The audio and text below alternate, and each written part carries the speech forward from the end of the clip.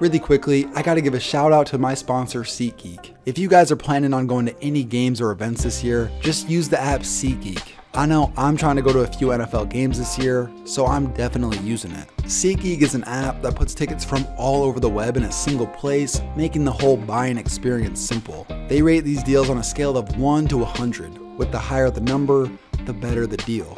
And if you use my promo code KTO, you will get $20 off your first purchase. So I'm going to drop the link in the description. Honestly, you might as well just get the app just in case. You don't want to lose out on cheap tickets. 100,000 subs. This is crazy. Since I'm less than 1,000 subs away, this will be my last video with 5-digit subs. So to have a little bit of fun with the holiday coming up, I'm going to present you guys with 5 of the most unsettling stories in football history. Number 1. Alabama and Auburn. One of the greatest rivalries in all of sports. You could name countless great matchups over their history, but one recent moment stands out. And Chris Davis takes it to the back of the end zone. 25-30, 35-40, 45-50, 45. There goes Davis. Oh my God! Davis is going running all the way back. Auburn's going to win the football game. But after this game, an Auburn official noticed something bizarre on the field. After looking at it closely and noticing bone fragments in a pile of ashes, it was clear. After fans had rushed the field, someone had left cremated remains.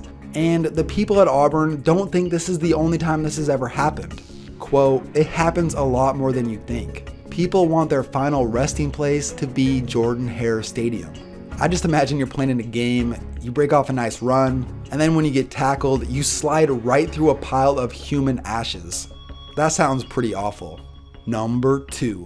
You know from the movie The Blind Side, when Michael's teacher mentions Tennessee Stadium? You know what they're famous for? They work with the FBI to study the effects of soil on decomposing body parts. Well, they have lots of body parts. Arms and legs and hands from hospitals and medical schools. And you know where they store them? Right underneath the football field.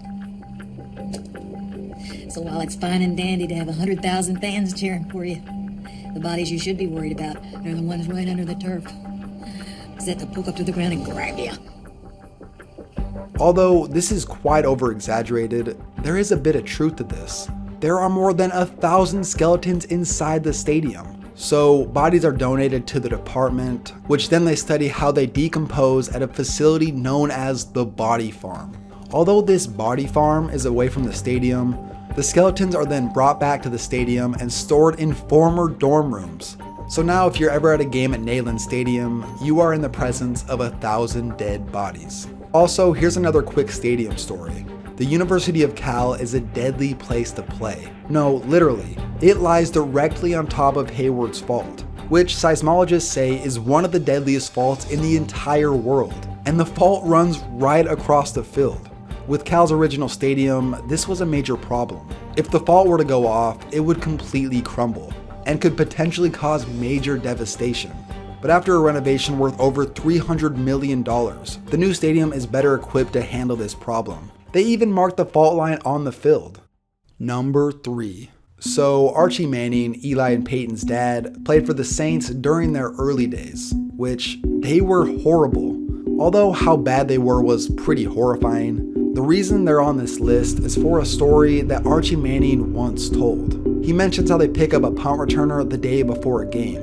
So he was going to catch punts that night, and he had a parrot on his shoulder when he came in and started meeting some of the guys. It was a beautiful parrot. Apparently the parrot he had was worth over $1,000. It was clearly something this man cared for, and he seemed pretty comfortable about it. He obviously had done this before. Just noticing, I was wondering what he was going to do with that parrot during the game, and we have nice dressing facilities there and a nice kind of a little cubby up in our lockers in the dome. And he's put his parrot up there in the locker. And someone asked him, was it just going to leave there the whole game? He said, sure, he'll just sit there the whole game. Well, he dropped the first punt, and they never put him back in. So obviously, he was going to get the axe. It was a one-night stand in New Orleans. When we went back in the dressing room after the game was over, that parrot was dead. And that's where the story ended. which just seems odd. It was in the locker room during a 3-hour game, and just died? Did someone kill it? They never even investigated this further. Archie Manning just sort of laughed off the story. So this strange occurrence will forever remain a mystery. Number 4. Here's a reference to one of my older videos, Colorado versus Missouri. With time running out, Colorado had to score a touchdown to win, and that's when they got to 1st and goal. After a spike, they ran the ball on 2nd and goal. Following the play, they called a timeout, and then this happened. The ref failed to tell the downs marker to change the down to 3rd.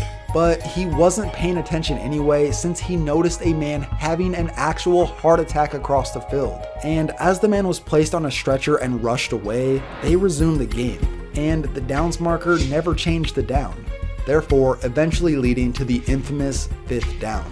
The person that had a heart attack would later be okay, but the fact that it happened at that exact moment helped create one of the most unusual sequence of events that somehow went unnoticed.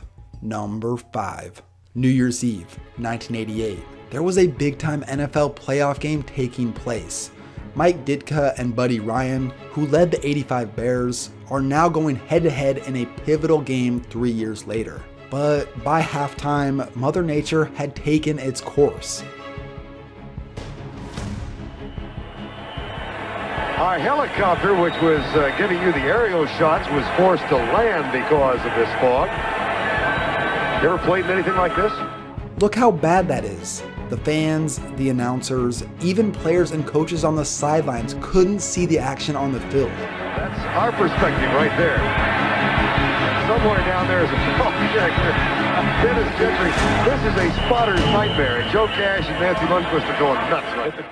It was at the point where players were calling their own plays, and the head ref had to announce what happened on every single play.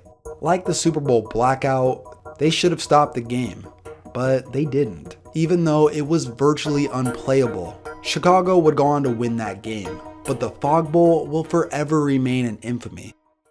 Randall Cunningham talked about how he could see Mike Singletary before the play, and right as the snap would go off and he would start his drop back, he would disappear into the fog. That's gotta be one of the scariest things I've ever heard.